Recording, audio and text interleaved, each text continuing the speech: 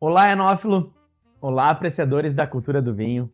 Estamos começando mais um programa Bastidores do Vinho na TV com Rafa Moura Sommelier. Um oferecimento Adega 1106, o seu wine bar no Vale dos Sinos. Chablis, um vinho gaúcho com alma francesa. E agora também conosco a Elo Wines importadora. Vinhos conectam. E agora, fique com o nosso episódio da semana. E o nosso episódio de hoje vai abordar as 10 maiores dúvidas do mercado do vinho. Perguntas que foram mandadas pelos nossos telespectadores. E se alguma delas não é a sua, coloca aqui nos comentários que no próximo episódio iremos responder a mais perguntas iguais a essas. Aqui selecionamos 10 para levar até vocês, para tirar essas dúvidas de vocês e ajudar que vocês possam escolher melhores os seus vinhos. Vamos então à primeira pergunta. Rafa, afinal, o que é um vinho bom? Boa pergunta. Afinal, o que é um vinho bom? Eu costumo dizer sempre, o vinho bom é aquele que faz sentido para o teu momento. Porque a vida, ela se transforma, a vida muda. O vinho também vai mudando e acompanhando a nossa evolução. Lá no início, o vinho bom e o vinho que faz sentido é um. Com o andar do tempo, com a gente degustando mais vinho, estudando um pouco mais, o vinho vai mudando. E assim é contínua evolução. Então, hoje eu respondo para você o seguinte. O vinho bom é aquele que faz sentido. Sentido para o seu momento financeiro, sentido para o seu momento de festas ou de jantar a dois, porque cada vinho vai ser um vinho. Então, o vinho bom é aquele que faz sentido para o momento que você vive, porque o momento de ontem é diferente do de hoje e vai ser diferente do de amanhã. Pode apostar nisso. Preço é sinônimo de qualidade? Por que uma garrafa custa 50 e a outra custa 5 mil? Boa! Essa é mais ampla um pouco. Uma garrafa custa 50, outra custa 5, outra pode custar até 50 mil. Aí, em matéria de sabor, eu poderia dizer para vocês que a partir de 20 mil reais começa a se sustentar muito numa história, na importância que aquilo ali tem. Vou trazer uma historinha aqui para poder mensurar essas proporções para vocês. Tem um livro muito bacana que se chama Vinho e Guerra, que ele trata da Segunda Guerra Mundial, aonde a Alemanha invadiu a França. E antigamente, muitas guerras elas eram feitas por latitude, longitude, digamos assim, né? Eles denominavam um lugar no mapa e iam lá e guerreavam. Coincidentemente, uma dessas peleias, uma dessas batalhas coincidiu perto de um vinhedo muito importante na Borgonha. Com isso, os generais daqueles grupos conversaram e disseram assim, gente, nós não podemos guerrear aqui nesse vinhedo, próximo a esse vinhedo, porque nós vamos dizimar com ele. Com isso, nem a França, nem a Alemanha, nem o planeta Terra nos perdoaria.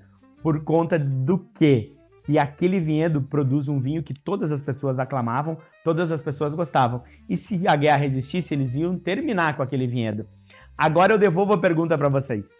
Quanto esse vinhedo existe até hoje? Esse vinhedo é relevante? Quanto vale esse vinho hoje? O valor dele não está na uva que ele produz, não está propriamente relacionado ao nascimento daquela uva naquele lugar, mas sim aos dados históricos e à relevância de mercado. Então, quando você pega um vinho igual a esse, você não está pegando apenas um vinho, você está pegando um dado histórico, algo que é muito relevante para o mercado. Então, essa é uma possibilidade. A outra possibilidade, que é um pouco mais direta, é o custo daquele produto, o custo daquela uva, a qualidade, a localização, a denominação de origem. Todos esses fatores são relevantes para chegar a um resultado do vinho. Uma uva que não tem tanta qualidade, que ela é produzida mais em planícies, de condução de grande volume, né? Vamos lá, um vinhedo que produz 20 mil toneladas, 24 mil toneladas por hectare. A produção vai ser muito grande, porém a qualidade vai ser um pouco menor. Consequentemente, esse produto vai custar menos, né? Agora, tem um vinhedo com 30, 40, 50 anos, aonde essas uvas produzidas ali, concentram aroma, sabores, potência, e esse hectare produz apenas 2, 3 ou 4 toneladas por hectare, o custo vai ser diferente. Então, toda essa probabilidade, todo esse cenário vai tornar diferente o vinho de 50 e o vinho de 5, vinho de 50 mil e até de 150 mil reais. Como escolher um vinho sem entender de vinho? Objetivamente, consulte o vendedor. Não, brincadeira à parte. Claro, se você não entende de vinho e você vai... O mercado ele é separado em duas formas. O on-trade e o off-trade. Vamos lá. O on-trade são os mercados de experiência, onde você vai num bom restaurante, num bistrô, num wine bar, numa loja especializada, que ela também entra num setor de on-trade, porque há uma curadoria ali, e você vai explicar que você vai ter um jantar, que você vai ter um vinho para tal ocasião, um vinho para tal momento, e a pessoa ali, ela está apta, né, digamos assim, ela está apta a resolver essa demanda para você. Então, você vai explicar, quero uma massa ao molho sugo, então o cara vai dizer, legal, vou te receitar aqui esse Chianti italiano, onde vai ter uma harmonização muito perfeita. Então essa é uma vertente, né? Agora, no off-trade, que é o outro setor, que são o setor de volume, né? Redes de supermercado, onde não há uma consultoria, não há um sommelier para auxiliar, aqui a compra vai muito daquilo que tu ouviu falar, daquilo que tu pesquisou na internet. Então, começa o seguinte, pensa na uva que você quer provar e no país. E tenta encontrar dentro daquilo ali um país que caiba no seu bolso e viva a experiência. Depois que você degustar o vinho, tome as suas anotações e descubra se ele faz sentido para o que você quer viver ou se você vai testar um outro vinho em outro momento. Mas quem não entende muito de vinho, eu aconselho sempre ir nas lojas especializadas, porque ali você vai terá pessoas que poderão fazer uma curadoria e serem mais assertivos na decisão que você vai tomar para escolher o vinho da noite. Mas se você gosta de ser aventureiro, também se arrisque nas gôndolas de supermercado que tem grandes opções ali. Boa, Tavi. Próxima. Vinho caro precisa envelhecer? E como saber se um vinho é de guarda ou se é para beber agora? Vamos lá. Essa pergunta ela é interessante porque ela tem dados, né? Tem números. 95% dos vinhos produzidos no mundo são para consumo imediato. Ou seja, entre 3 e 5 anos eles estão aí para serem consumidos. Os espumantes, eles são para serem consumidos até em 3 anos, a sua grande maioria, tirando os espumantes e champanhes que são safrados, millésimés, ou de alguma produção mais mínima, né? Ou mais personalizada. Mas a grande maioria dos vinhos, vamos lá, 95%, tudo que você encontrar na grande maioria em redes de supermercado é para consumo imediato. Aquilo aí tem que estar para girar, a grande maioria. Alguma parcela, 5%, eles são para serem envelhecidos. Vamos começar pelo preço, né? Se você pagou R$100 numa garrafa, pode ter certeza que esse vinho, o melhor momento dele foi ontem. Você pode consumir ele hoje, amanhã, por 2, 3 anos. Então, assim, pegamos um vinho da safra 22, paguei R$120. Pode ter certeza que esse vinho vai ser para ser consumido. Safra 22, tá no auge dele, 4 aninhos vai ser perfeito. Agora, peguei um vinho de mais alta gama, uma safra histórica, né? O mercado fala muito, teve uma safra sensacional. Um vinho de um vinhedo mais nobre, um vinho que homenageia alguém da vinícola, né? Um vinho que leva o nome de alguma parte da família, que as vinícolas gostam de usar isso. Pode ter certeza que esses vinhos tendem a evoluir muito bem e com o tempo ganhar notas de amadurecimento que vai gerar uma experiência melhor. Então é isso. Vinhos mais de econômicos é para consumo imediato. Houve um desembolso maior na questão preço desse vinho, pode ter certeza que esse vinho já vai aguentar um pouco mais de guarda. Isso, Tavi. Próxima. Qual é a temperatura correta para beber vinho? E tinto, realmente se bebe em temperatura ambiente? Temperatura correta. Espumantes, 5, 6 graus. Brancos, 8 a 12 graus. Depende de cada um desses vinhos e depende de você, consumidor. Tem gente que só quer refrescância, tem gente que só quer degustar um vinho que ele alegre as suas papilas, né? Tem gente que já tá numa fase de apreciar o vinho. Então, o que faz sentido para você? Existe a regra, a etiqueta, né? A forma. Vamos lá. Espumantes entre 4, 5 e 6 graus. Brancos leves na casa de 8 graus. Brancos mais pesados, 10 a 12 graus. Tintos leves, 13 graus, 12 graus. Tintos médios, 14, 15 graus. E tintos encorpados na casa de 18 graus. Esta é a regra, mas é o que faz sentido para você. Se você gosta de tomar um tinto, e a gente sabe que tem pessoas que degustam vinhos pesados, mais resfriado, tá ok, faz sentido, mas a regra existe. Se você quer fazer uso dela e viver uma experiência melhor, ok. Se você não quiser, você é dono do seu vinho. O espumante, eu vejo isso muito no espumante. A gente que trabalha muito com o mercado de on-trade, restaurantes, é uma luta, porque a gente indica serviço de 5 graus. Aí quando o sommelier chega na mesa e serve o vinho, o espumante de 5 graus, o que acontece? As pessoas dizem, esse espumante tá quente. e é uma dor de mercado, né? Então, normalmente eles servem um espumante na casa de 0 grau, menos 2 graus, e aí a pessoa prova e diz, nossa, agora tá espetacular. Mas com essa temperatura, você não consegue entender as camadas desse produto. Então, vamos lá. Se você vai gastar 200, 400 reais num bom produto, você quer aproveitar dele o que há de melhor. Agora, se você vai tomar um vinho de 50, um espumante de 50, 60, 80 reais, pode ser bem gelado, porque ele tá ali só para trazer aquela refrescância, aquela leveza, mas se você vai investir um pouco mais, aprecie o que ele tem de melhor. Então siga as regras que você vai ser muito bem sucedido. Próxima, Tavi. Quando realmente precisamos decantar um vinho, todo vinho melhora depois de respirar? Precisamos decantar um vinho, o decanter, né? Essa aí é uma clássica, assim. Decanter, para que ele serve? Para decantar. O que se decanta? O que tem borra, né? Então, ao longo do envelhecimento do vinho, há uma precipitação das antocianinas que tendem a se depositar no fundo da garrafa ou nas paredes da garrafa. Quando você vai servi-lo, você não vai tomar a gente chama isso de borras, né?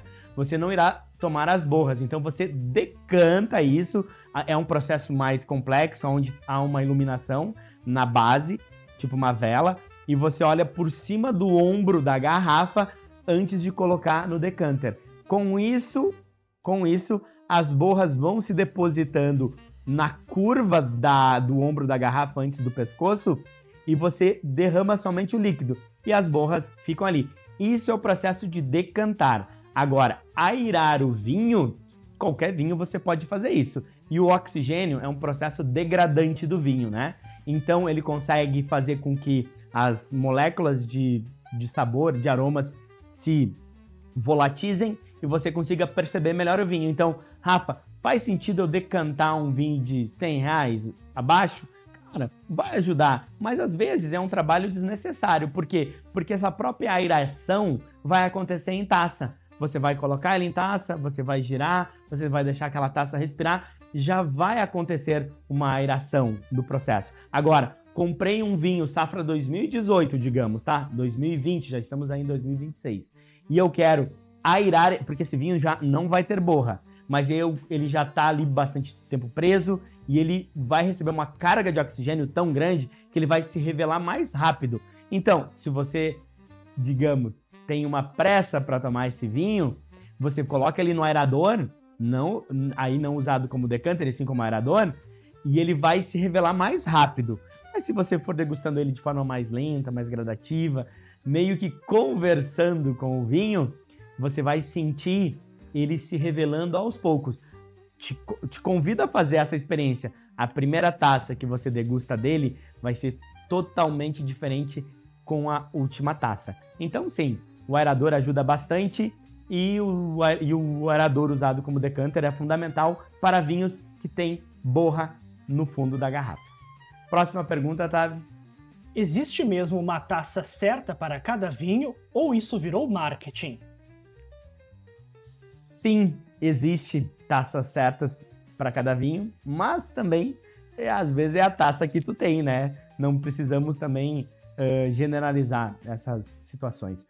Claro que uma taça de cristal fininha, delicada, potencializa e melhora a experiência de qualquer vinho. Até um vinho ruim, a gente costuma dizer, um vinho não tão bom, em uma taça pomposa, uma taça que faz essa oxigenação, que faz essa aeração do vinho, ela ajuda a melhorar a experiência do vinho.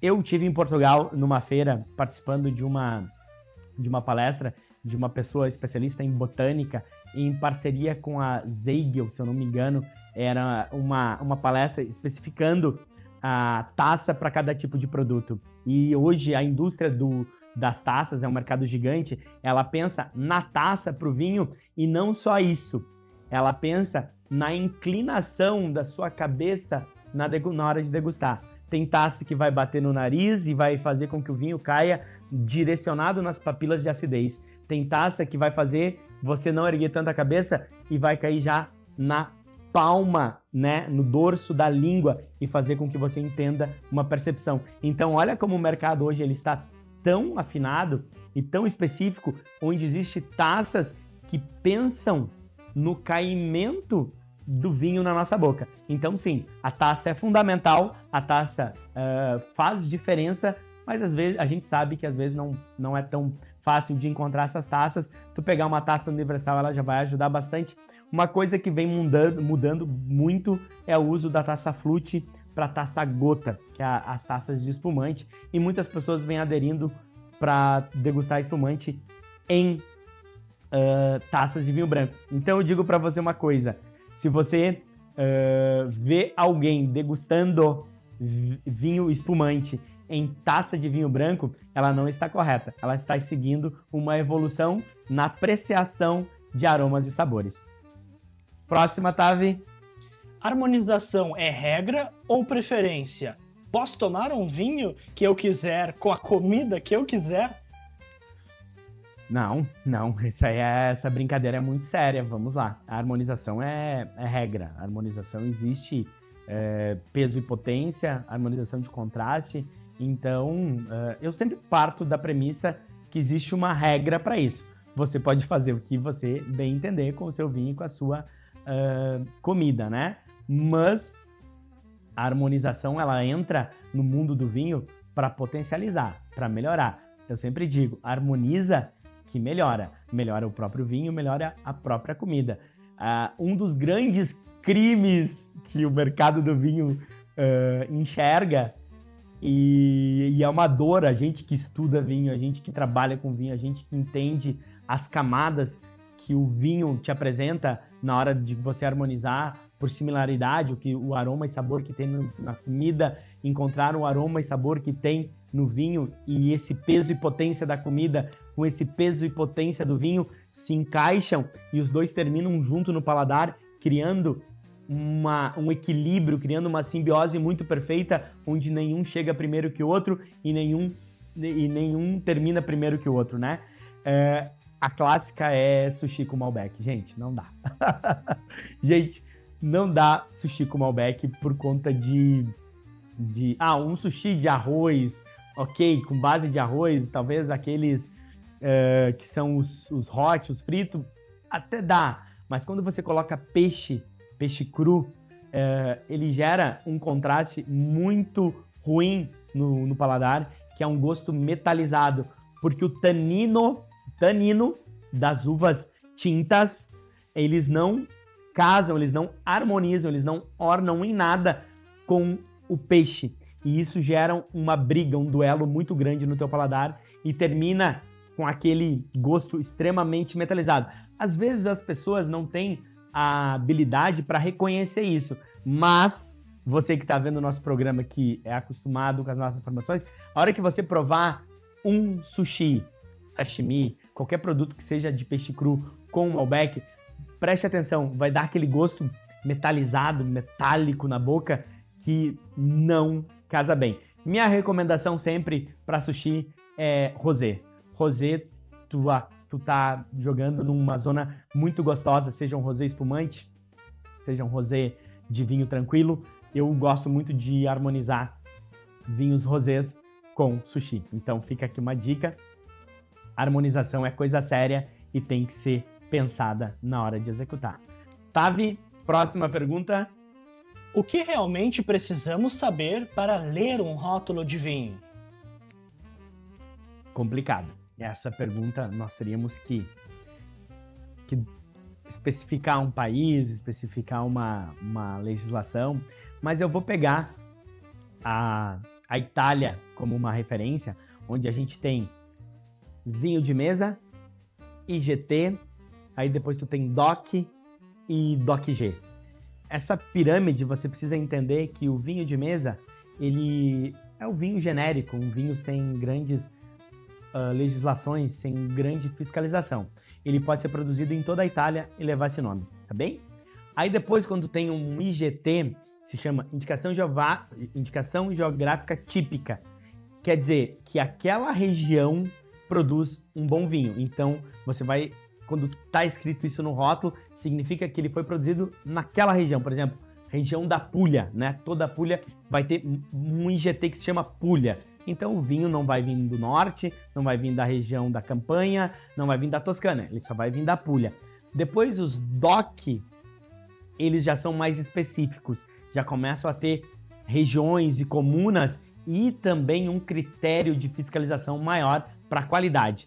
E depois os DOC-G, DOC significa denominação de origem controlada, e depois acima, o DOC-G, a gente tem denominação de origem controlada e garantida, que também é um produto de zona, um produto de comuna, um produto de vilarejo, que tem um nome muito pesado, uma hierarquia muito forte. Tanto que alguns produtores colocam no rótulo o nome da DOC ou da DOC-G muito maior que o próprio nome da sua vinícola e o nome do seu vinho, dependendo da denominação de origem, porque ele pega emprestado a credibilidade daquela região para vender o seu vinho. Por exemplo, Brunello de Montalcino, um DOC-G feito na Toscana, você vai ver que muitos produtores usam Brunello de Montalcino maior que o seu próprio nome no rótulo, porque a ênfase ali está muito no Brunello de Montalcino, a não ser que esse produtor seja um produtor renomado, que tenha uma escala mundial, onde o nome dele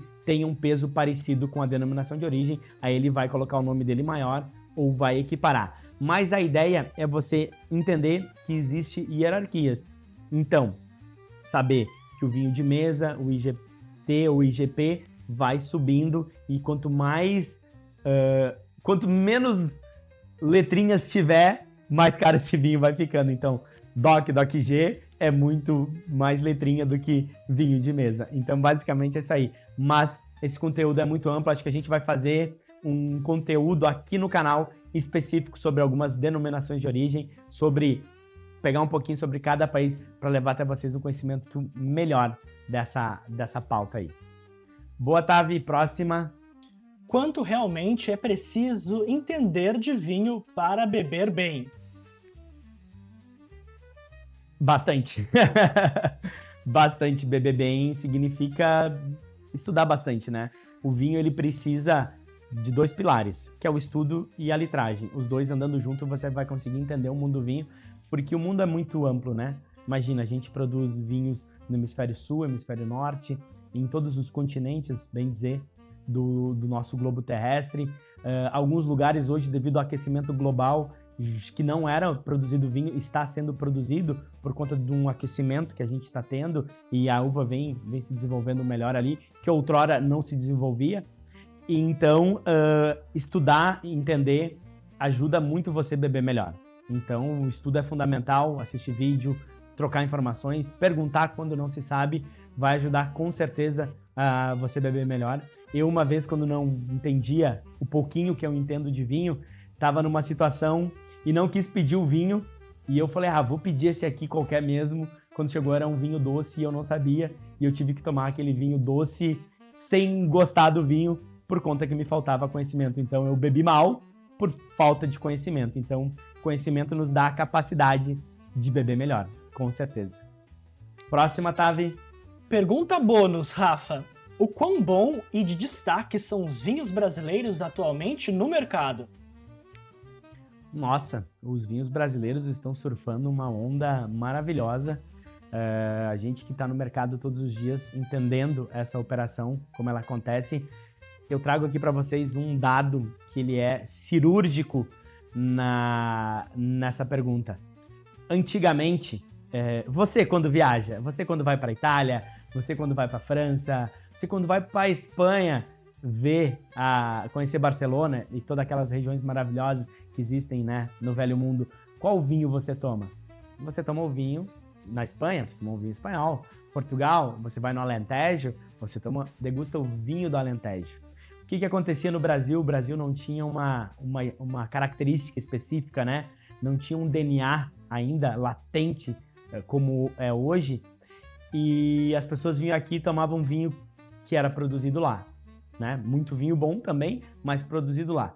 E o que vem mudando é o seguinte: o turista que vem visitar o nosso país, ele está chegando e dizendo: quero provar o vinho gaúcho, quero provar o vinho catarinense, quero provar o vinho do Vale do São Francisco, de São Paulo, da Dupla Poda, quero provar o vinho que vocês produzem aqui. Com isso, ele está vendo a qualidade que os vinhos estão tendo e ele está levando essa informação para lá, e mais pessoas vêm para cá e degustam e querem provar o nosso vinho. A gente tem visto isso no dia a dia no mercado profissional. E com isso, o nosso mercado interno, que existe um preconceito do próprio brasileiro com o próprio vinho, ele começa a dar oportunidade. E a gente vem surfando hoje um crescimento de vinho importado diminuindo no cenário nacional e o vinho brasileiro, o vinho nacional, subindo. Mas agora, com esse acordo do Brasil com a União Europeia, tende a diminuir o preço também do vinho importado, que vai competir direto com o vinho nacional. Aí é uma pauta para a gente conversar mais para frente, porque vamos esperar as coisas acontecerem para ver como fica, mas com certeza o vinho nacional está vivendo o seu melhor momento. Eu sou um fã do vinho nacional e de todas as pessoas que lá atrás já fizeram a história e sustentaram o mercado por muito tempo para que hoje possamos estar aqui falando sobre vinho e levando até vocês muita informação. O vinho nacional está de parabéns e só cresce. Já deixo aqui a dica, no episódio desse mês ainda, acho que um ou outro episódio desse mês, teremos um bate-papo com o pessoal da Wine South America, que é uma das maiores feiras da América Latina, que acontece em Bento Gonçalves. Estarão aqui para falar muito sobre a feira e é um berço do vinho nacional, porque essa feira acontece em Bento Gonçalves. Então, é isso. Pessoal, espero que esse programa tenha trazido até vocês um pouco mais de conhecimento, que vocês possam beber melhor a partir desse conhecimento adquirido aqui no programa Bastidores do Vinho. E agora, fique com a nossa programação normal.